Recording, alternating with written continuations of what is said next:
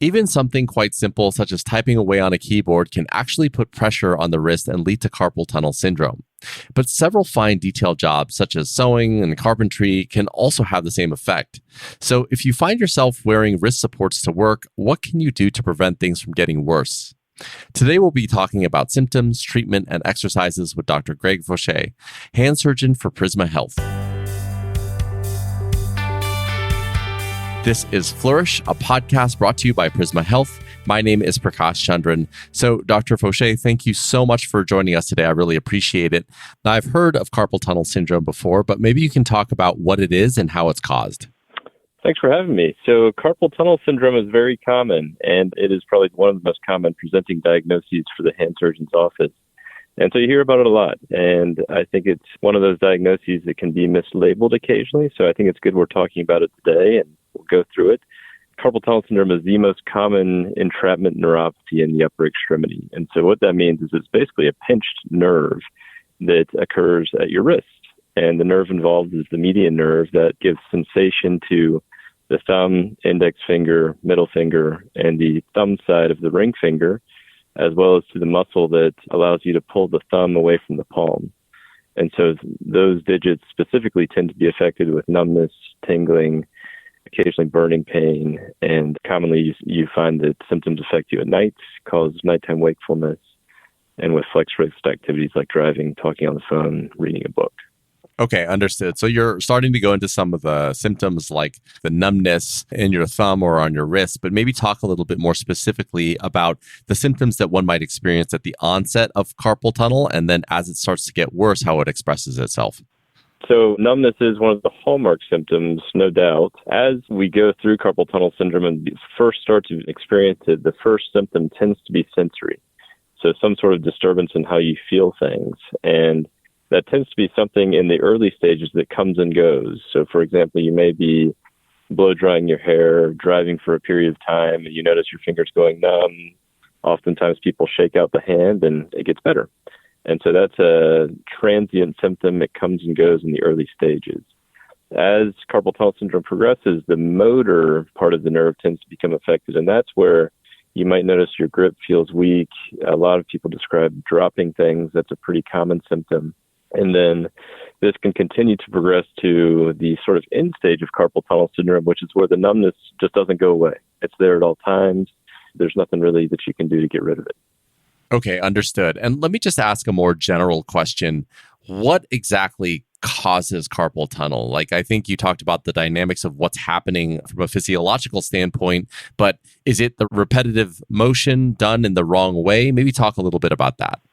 So the very basic concept of carpal tunnel syndrome and the problem that's going on is a size mismatch. So there's a nerve running through at baseline, a very tight space that's also filled with other structures, including all of the tendons that allow you to flex your fingers.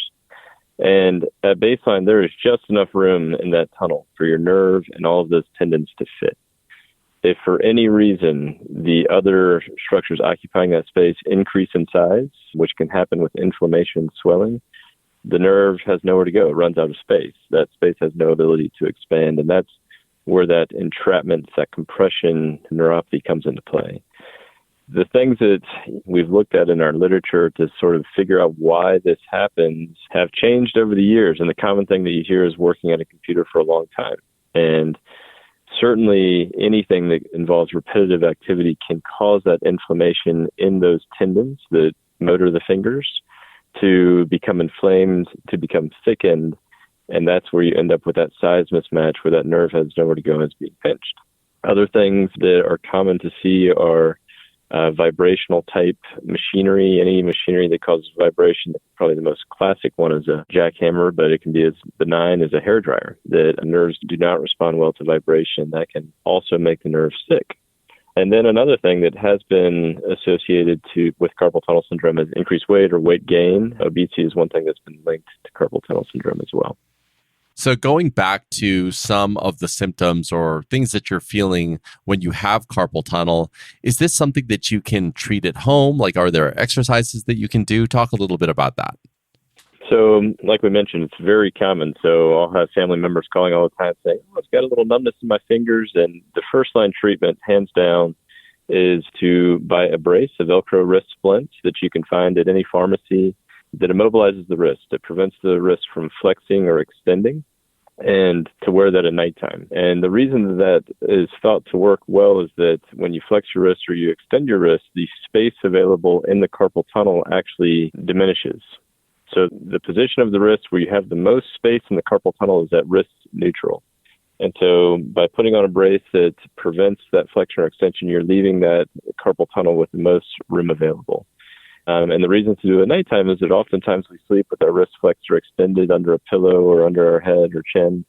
And we're putting that nerve in a compromised position all night while we sleep. We're not awake to proactively protect against that. And so oftentimes we'll wake up with numbness and tingling, not allowing that nerve to recover from whatever we had done during the day. So nighttime splinting, and usually for about 6 weeks, is my first line treatment and what I often have patients do the first time I see them.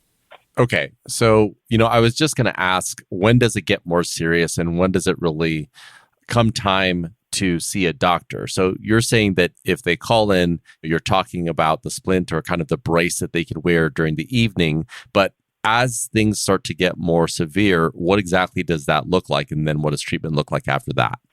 Right. So as carpal tunnel syndrome progresses, and it is absolutely a syndrome that can be progressive in nature, it can progress from a relatively mild state to a state that puts that nerve at risk permanently, which obviously is something that we want to prevent.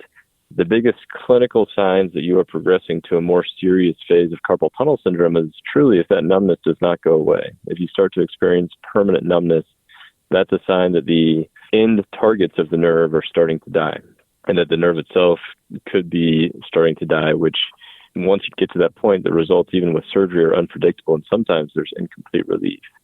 And so truly, full-time numbness is something that I would look for. Also, loss of the bulk of the muscle at the base of your thumb can be an indicator that you're progressing into that severe category of carpal tunnel syndrome. So you just mentioned surgery. So that seems like the last resort in terms of repairing carpal tunnel. Talk a little bit about what that surgery looks like and the recovery time afterwards.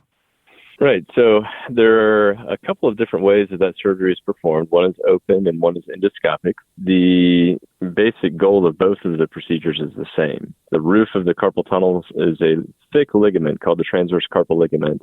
The floor is the bones of the wrist. So in order to make that tight space an open space and to decompress the nerve, we snip the ligament that is the roof of the carpal tunnel, that transverse carpal ligament. So that can be done with an incision in the palm that's longitudinal, just at the base of the palm, where we go down and we snip that ligament, or it can be done from an incision at the wrist, which is transverse, where we go in with a scope and cut the ligament from within the tunnel. So either way, we're decompressing that nerve at the wrist and allowing it to heal. So we're sort of setting the healing process into motion, indirectly helping the nerve. Those two procedures are both associated with very good success rates, with very low complication rates. So they're both very good. That's what we look for as surgeons when we look for a good procedure. So it's one of the most reliable and successful surgeries we as hand surgeons do. It's very gratifying. As far as open versus endoscopic carpal tunnel release, the most consistent difference between the two in the literature is that endoscopic carpal tunnel release allows for a little bit earlier return to work, probably around 2 weeks as compared to open carpal tunnel release. The return to work differs a little bit based on occupation. For patients who are mainly at a desk doing lighter administrative and desk work type activities, I usually estimate about 1 to 2 weeks for return to work, and some are really motivated and go back even a little sooner. For patients who are working in more of a manufacturing line type activity, then I usually estimate closer to about 4 to 6 weeks for return to work. Okay. So we talked about this earlier, that the fact that carpal tunnel is something that's progressive, but what will happen if it's not treated? Like, there's no way that it can actually self-repair or go away on its own, can it? Well, in the very mild stages, I think that's possible. I think that everybody can maybe have an episode that causes that nerve. And again, in the very mild stages, it can probably sort of self-resolve. But in those more severe stages, and as it continues to progress, the likelihood that it's going to resolve on its own becomes less and less. So if it continues to progress, then the end targets of that nerve will lose their function. And what that means is that those fingers we talked about, the thumb, index, middle finger, half of the ring finger, could permanently lose sensation even with surgery. And the muscle that allows you to bring the thumb away from the palm and then to oppose to the other digits could also totally lose its ability to move the thumb. So it can definitely affect hand function pretty significantly. Yeah, so definitely a good idea to at least have it looked at. So if someone is experiencing the mild symptoms that you're talking about, like just mild numbness, for example, that then goes away, what would be your recommendation? Should they perform some of those exercises or should they approach it another way? This is a question I get asked fairly frequently. Is there a stretch? Is there an exercise that I can do to try to prevent it? Unfortunately, those therapy-type activities have not really garnered strong support in the literature. And so there's not a whole lot from a therapy, exercise, stretching standpoint that I think can really prevent carpal tunnel syndrome. I think one of the biggest things that I would sort of recommend is activity modification, where if you're doing something like a few of the more problematic activities, one is moving, doing a lot of packing, spring cleaning, doing a lot of housework where you're putting in floors or painting, anything like that that's a little bit out of the ordinary that does involve repetitive hand use. If you start to notice any of these symptoms, any numbness or tingling, don't muscle through it. That's when you want to give yourself a break. Think about going into a brace when you're sleeping. And even if you've identified a trigger-like activity, wearing that brace while you're doing that activity can help to support that nerve so it doesn't continue to progress to a more severe state. So just as we begin to close here, the one question I always like to ask is, as a hand surgeon, you have a lot of experience, you've seen a lot of patients. What is one thing that you know to be true that you wish that more patients knew before they came to see you? I'll tell you this. One visit that is hard is the person who has had carpal tunnel syndrome for years and their numbness has been there full time for years. And we already know on that first visit, I know that we've let it go a little bit too far. And once it gets really far into that severe phase where there's potentially permanent nerve damage, unfortunately, there's not a whole lot that we can do for it. So in those cases, I wish we had met and seen each other a little bit earlier in the onset of the disease process so that we'd have more options for what we could do to treat it. And so that's, I think, a big take home is if any of those signs of permanent disease are present, there's numbness at all times, loss of muscle bulk in the hand, that's a reason to really go get checked out as soon as possible so that we can still have options available for treatment. Yeah, it just sounds like by the tone of your voice, that probably happens more often than you'd like, huh? Yeah, unfortunately it does. It's a difficult situation. Yeah.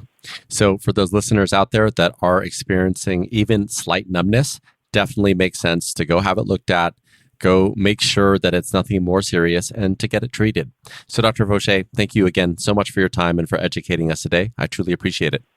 My pleasure. Thank you for having me. That's Dr. Greg Fauché, hand surgeon for Prisma Health.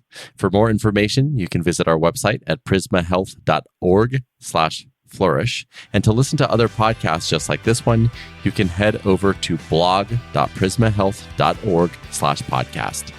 This has been Flourish, a podcast brought to you by Prisma Health. My name's Prakash Chandran. Thank you so much, and we'll talk next time.